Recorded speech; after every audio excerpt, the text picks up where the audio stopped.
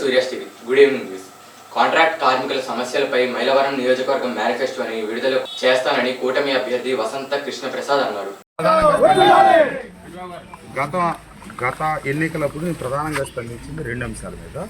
ఒకటి, ఈటీపీఎస్ కార్మికులు రెగ్యులరైజ్ చేస్తారనే విషయంలో. అది అప్పటి పార్టీ అధ్యక్షుడు జగన్మోహన్ రెడ్డి గారు చేస్తాను అని పాదయాత్రలో భాగంగా చెప్పారు కాబట్టి ఆ చెప్పిన దాన్ని దృష్టిలో పెట్టుకొని ప్రభుత్వం అధికారంలోకి వచ్చిన తర్వాత చేస్తామని చెప్పాం. నేను అధికారంలోకి వచ్చిన తర్వాత ముఖ్యమంత్రి గారికి పలు సందర్భాల్లో దాని గురించి వినతిపత్రాలు ఇవ్వటం, ముందు వారు చేస్తానని స్పందించడం, తర్వాత అది సాధ్యపడదు అని తేల్చి చెప్పారు.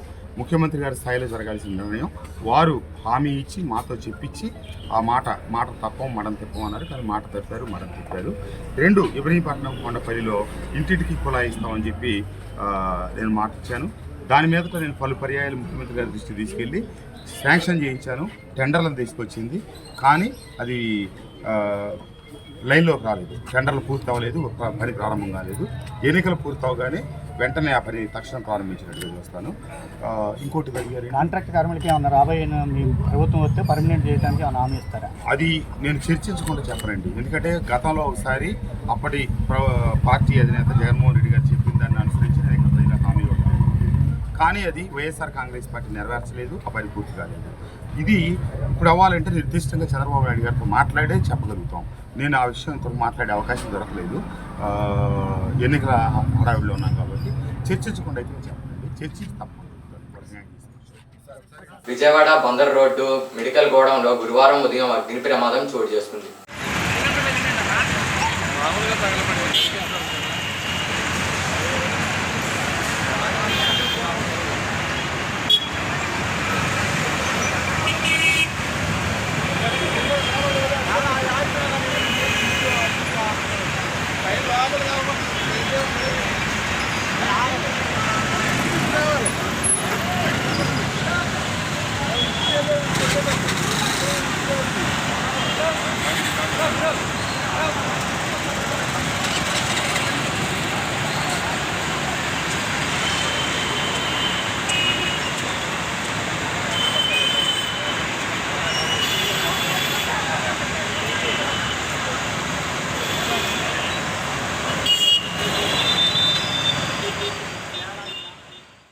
సీఎం జగన్ పై దాడి పట్ల చంద్రబాబు, పవన్ కళ్యాణ్, లోకేష్ నీచ రాజకీయాలు చేస్తున్నారని వైసీపీ సెంట్రల్ అభ్యర్థి వెల్లంపల్లి శ్రీనివాస్ మండిపడ్డారు. ఇష్టం వచ్చినట్టు మాట్లాడడం, పారిపోయి తిరగడం, టీషర్ట్లు వేసుకొని మారు వేషాల్లో తిరగడం, ఇవన్నీ అంటే అతను తప్పు చేశాడని చెప్పని భయంతోనే తిరుగుతున్నాడనేది ఈరోజు ప్రజలు అనుకుంటున్నారు. ఈరోజు అంటే అంత దుర్మార్గం చేయడం అవసరమే బాగుండవమా నీకు? అంటే నీ స్థాయికి జగన్మోహన్ రెడ్డి గారిని రాయేసి కొట్టే అంత ఆలోచిస్తున్నావా? ఏంటిది అసలు? ఏం పద్ధతి ఇది మీది? మీరే రాళ్ళు వేస్తారు, మీరే గుళకరాలంటారు, మళ్ళీ మీరే పశ్చిమ నియోజకవర్గంలో ఉన్న రౌడీ షీటర్లను తీసుకొచ్చి అంటారు. అంటే పశ్చిమ నియోజకవర్గంలో ఉన్నంత రౌడీ షీటర్లా అని నువ్వు చెప్పబోతున్నావా ఓమా? అందుకనే ఈరోజు పోలీసులు మొత్తం వాళ్ళు బయట పెట్టిన తర్వాత దాన్ని పూర్తిగా స్పందిస్తాను. నాకు తెలిసి ఈరోజు బోండోమా మాటలు అర్థమవుతుంది ఏంటంటే, మొట్టమొదటి గుళకరాళ్ళు అన్నాడు, తర్వాత ఏమో 1 నుంచి వేయించుకున్నారన్నాడు, ఇప్పుడేమో మా నియోజకవర్గం నుంచి ఏదో అన్న క్యాంటీన్ తీసేశారు అని చెప్పని వేసింది కూడా ఆయన కన్ఫర్మ్ చేస్తున్నాడు. ఇంకా పోలీసులు కన్ఫర్మ్ చేయలే, బోండోమా కన్ఫర్మ్ చేస్తాడు. రాయి వేశారు, అది మా వాళ్లే అనేది అతను కన్ఫర్మ్ చేస్తున్నాడు. తప్పకుండా ఇవన్నీ కూడా పోలీసులు ఎంక్వైరీ పూర్తయిన తర్వాత పోలీసులు ఏదైతే చెబుతారో దాన్ని బట్టి ఏదైతే దీంట్లో కనుక బోండోమా హస్తం ఉంటే కనుక. టీడీపీ జనసేన బలపరిచిన విజయవాడ పశ్చిమ బీజేపీ అభ్యర్థి సుజనా చౌదరి నామినేషన్ దాఖలాలు చేశారు. ఇలాగానే పశ్చిమ నియోజకవర్గాన్ని నాకు కూడా పేరు సంపాదించుకోవాలని చెప్పి కోరిక ఉన్నది కాబట్టి పశ్చిమ నియోజకవర్గానికి కావాల్సిన వసతులన్నీ ఏదైతే, ఎందుకంటే ఇక్కడ అట్టడుగు వర్గాలు, పేద వర్గాలు ఎంతోమంది ఉన్నారు. ఇక్కడ సౌకర్యాలు చూస్తే రోడ్లు కానీ, డ్రైనేజ్ వ్యవస్థ కానీ, మంచినీటి వ్యవస్థ కానీ, ఇళ్ల పట్టాలు కానీ ఏమీ లేవు. ఇంత దుర్భర పరిస్థితుల్లో బెజవాడ అంటే ఎప్పుడు కూడా రాజకీయాలకి రాజధాని, అన్నిటికీ రాజధాని ఇది.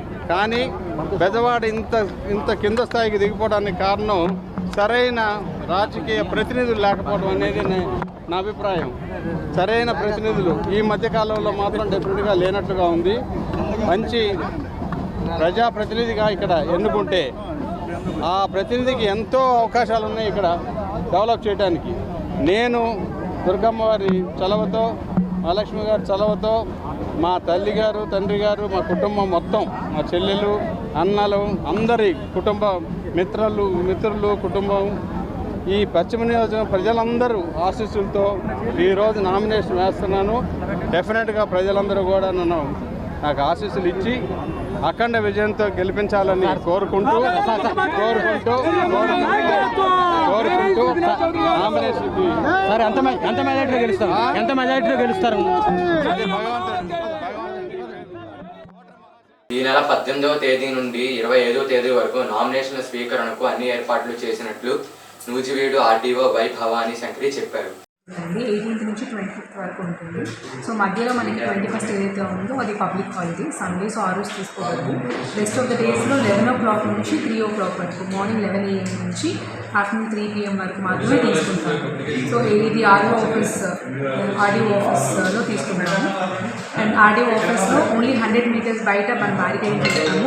ఓన్లీ 5 పేదలకు మేలు చేసే వైసీపీనే గెలిపించాలని విజయవాడ వైసీపీ ఎంపీ అభ్యర్థి కేశినేని నాని అన్నారు. నాయుడు ఓసరవెల్లికి అత్యంత ప్రీతిపాత్రమైన శిష్యుడు బోండమ్మ.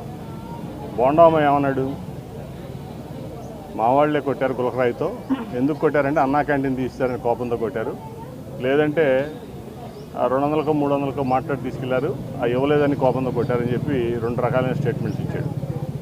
సో చంద్రబాబు నాయుడు ఏమో ముఖ్యమంత్రి గారి మీద మా మీద బ్లేమ్ చేస్తాను. అంతకుముందు బోండమ్మ కూడా చేశాడు. నిన్న ఇంటర్వ్యూ నేను కూడా చూశాను, బోండమ్మ ఇచ్చినట్టు ఇంటర్వ్యూ ఏబిఎన్లో అనుకుంటాను. అతను క్లియర్గా చెప్పాడు, మేము చేసాము, మా వాళ్ళు చేశారని. సో ఇంకా చేసినా కూడా ఈ చంద్రబాబు ఇట్లాంటి నాటకాలు ఆడటం, అతను ఆల్రెడీ 14 ఏళ్ళు ముఖ్యమంత్రి చేశాడు, 45 ఏళ్ళు ఇండస్ట్రీ అంటాడు, కానీ లేఖి బుద్ధులు పోనించుకోడు చంద్రబాబు నాయుడు. ఇటువంటి పనులు ప్రజల్ని రెచ్చగొట్టే మాటలు చేయటం చంద్రబాబుకి అలవాటు. అతను అధికారంలో ఉంటే ఒక రకం, అధికారం లేకపోతే ప్రజలను రెచ్చగొట్టి మరి ఏదైతే ఆ ప్రభుత్వం ఉందో ఆ ప్రభుత్వం మీద ఇష్టం వచ్చినట్లు మాట్లాడతాం చంద్రబాబు నాయుడికి అలవాటే. ఆయన నైజం అందరికీ తెలుసు, దాంట్లో స్పెషల్ ఏం లేదు. దాంట్లో కంపల్సరీ అది బోండమ్మ కన్సర్న్లో జరిగిన దాంట్లో ఎటువంటి సందేహం లేదు. ఈ వార్తలు ఇంతటితో సమాప్తం.